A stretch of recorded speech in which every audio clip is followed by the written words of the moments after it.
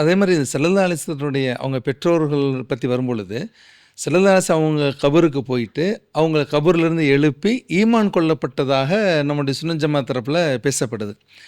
இப்போ இறந்து போனவங்கள எழுப்பி ஈமான் கொள்வது அப்படின்றது, அவங்க முஸ்லீமாக இருந்திருந்தாங்கன்னா அப்படி ஒரு நிலையே தேவையில்லையே. அவங்க முஸ்லீமாக தானே இருந்திருப்பாங்க. அப்போ இந்த ஹதீஸை ஆதாரமாக வச்சு, அப்போ ரசூல் ஸல்லல்லாஹு அலைஹி வஸல்லம் பெற்றோர்கள் வந்து முஸ்லீம் இல்லை, அதனால தான் இறந்ததுக்கு பின்னால் எழுப்பி ஈமான் கொள்ள வைக்கப்பட்டாங்க அப்படின்னு ஒரு வாதம் வருது.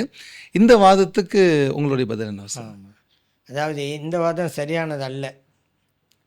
அவங்க நினைக்கிறாங்க, இப்போ எழுப்பி ஈமான்குள்ளே வச்சான்னு சொன்னாலே அப்போ ஈமான் இல்லாமல் தான் மோத்தா போனாங்கன்னு நீங்களே சொல்கிற மாதிரி ஆகுது அப்படிங்கிறாங்க பார்த்து. அப்படிலாம் கிடையாது. இந்த ஹதீஸ் இருக்குது, ஆலில் மஸ்னு அப்படிங்கிற கிதாபில் இமாம் சுயூத்தி ரஹ்மத்துல்லாஹி அலைஹி இந்த ஹதீஸை கொண்டு வர்றாங்க. நபி ஸல்லல்லாஹு அலைஹி வஸல்லம் அவர்கள் அல்லாஹ்ட்ட வேண்டுகோள் வைக்கிறாங்க, இறைவனே என் தாய் தந்தையை நீ உயிர்ப்பித்து கொடு அப்படின்ட்டு. அப்போ அல்லாஹ்வும் உயிர்ப்பிச்சிட்டான்.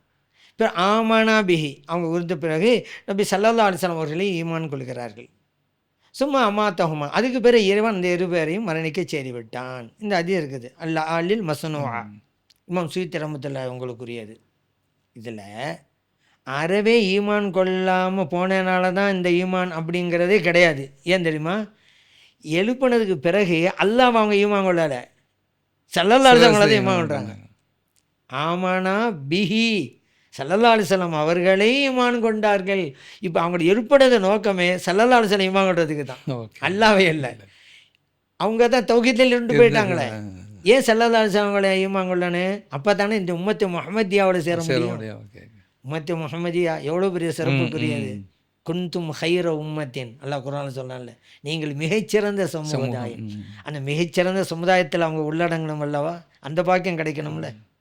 அது மட்டும் இல்லை, நபி ஸல்லல்லாஹு அலைஹி சொல்கிறாங்க, நஹ்னுல் ஆஹிரூன் நம்ம இந்த உலகத்தில் தாங்க கடைசியாக வந்திருக்கிறோம். அவ்வளவுன்னு யௌமல் கியாமா மறுமையில் நாம் தான் முன்னணி. அப்படியா நஹ்னு அவ்வளுமன் எதுகுலுல் ஜன்னா சொர்க்கத்தில் பிரவேசிக்கக்கூடியவர்களிலும் முதலாம் இருக்கக்கூடியவர்கள் நாம் தான். முஸ்லிமிலே பதிவு செய்யப்பட்ட ஹதீஸ். இந்த சிறப்பு அவங்களுடைய தாய் தந்தை கிடைக்கணும்ல, அதுக்காக தான் ஹதீஸும் அப்படி தான் இருக்குது. அல்லாஹ் ஈமான் உண்டாங்களா? கிடையவே கிடையாது அப்படிங்கிறது.